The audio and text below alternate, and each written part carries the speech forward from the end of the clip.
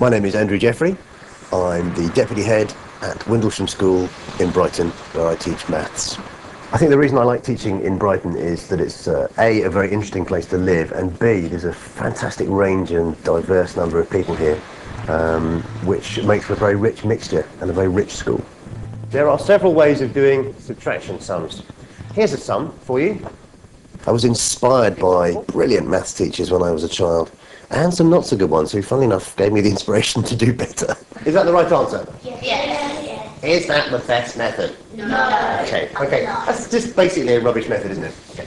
Now, so that should teach you then that there are several good ways and several not so good ways that will work. What do you think you might do? I've always tried to develop a culture where it's not just okay to ask, it's actually really good to ask when you don't understand. I think what I really love about teaching maths is seeing children understand that they can do it. Seeing a child come from no concept to developing their concepts of number. And that, for me, is very exciting. Okay, well done. Yep, 76. Maths, for me, is one of the few things that can claim to be an art, a science, and a language. It's the language of the universe. 41, well done. Well, I'm not teaching maths at Windlesham School in Brighton. I'm a professional magician. Magic Jeffrey! Hey, you! I'd like to do a bit of magic for you at your table while you're waiting for the show. Is that all right?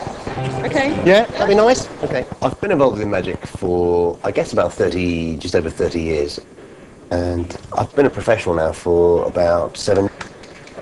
I love the close-up magic, the idea that someone can come to your table and actually entertain you inches from your nose and still fool you. Oh, thank you very much. Now, my car key case. Could I give this to you, please? There's no car key on it at the moment. And could you just place it in the inside pocket of your jacket just for a moment? That'd be really kind of you. Thank you very much. Okay, does anybody have a finger ring I could borrow? One of the favourite tricks that I do is to borrow somebody's ring and make it vanish and reappear inside someone else's pocket. That always gets a good reaction. This is solid silver, isn't it, Mel? And the thing about solid silver rings is that if you rub them, give that a good old, would you like to rub the back of my hand? Nothing to do with the trick, I just love to do it. Yeah, you can. Okay, no, stop. Okay, Mel. I think it works on an emotional level because a ring is something very precious to somebody, and so to do something with it actually engages people. But don't panic. No, please don't panic, because, John, I gave you, did I not, my key case to look after 3 minutes ago. Would you remove from your pocket my key case? There are cries of, oh no, already out here. Pass it to me, thank you very much. Mel, listen, very carefully. Can you hear something rattling inside there? You can, can't you, Mel? Let me just see if I can poke around here and see. Oh, there is something in there. Yeah, there is. Would you hold your hand up like that for me, Mel? Watch very closely.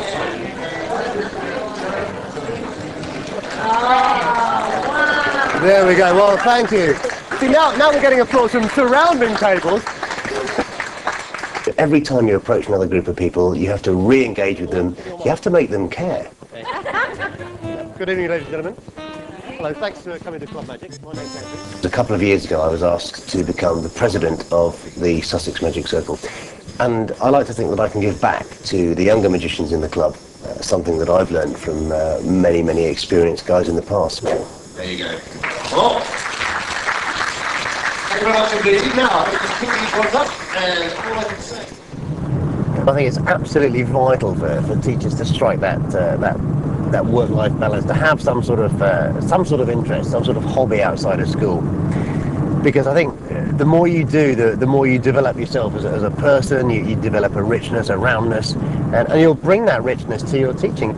I've always had a love for children, for magic, and for maths, and I guess doing magical maths is an ideal opportunity to bring all those loves together. Maths magic time. Okay, here we go. What's this? Okay, what shape is the hoop? Circle. Tell me anything you can about a circle. When I first went to school, I learned a couple of tricks. I got given a magic set. And the one thing I remember was going to a Christmas party, and even more exciting for me than Santa being there was seeing the magician.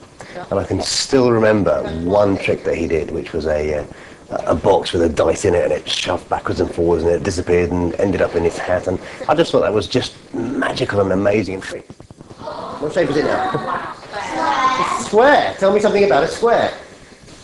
We're going to do some mental arithmetic, we're going to do some doubling and some halving, which are opposites. Here's £5 on the back. It is? £5. What if I fold it in half? £2.50. Double? £1. Oh, it is, it's £5. Half of 62.5? Yassi? 31.25. 31 and a quarter pence, yes. And let's give a little blow. And let's see what's happening. I just want to change a small part of lots of people's worlds. That part which allows them to develop and grow confidently as mathematicians, so that when they're at parties, it'll somehow not be okay to say, maths, I don't get it. It'll be much cooler to go, yeah, maths, I love it. I love maths. Which is what I want to generate, if I can, in children, to enthuse them, to inspire them, and to make sure they can do it. You've been fantastic. I've been Andrew Jeffrey. Good night.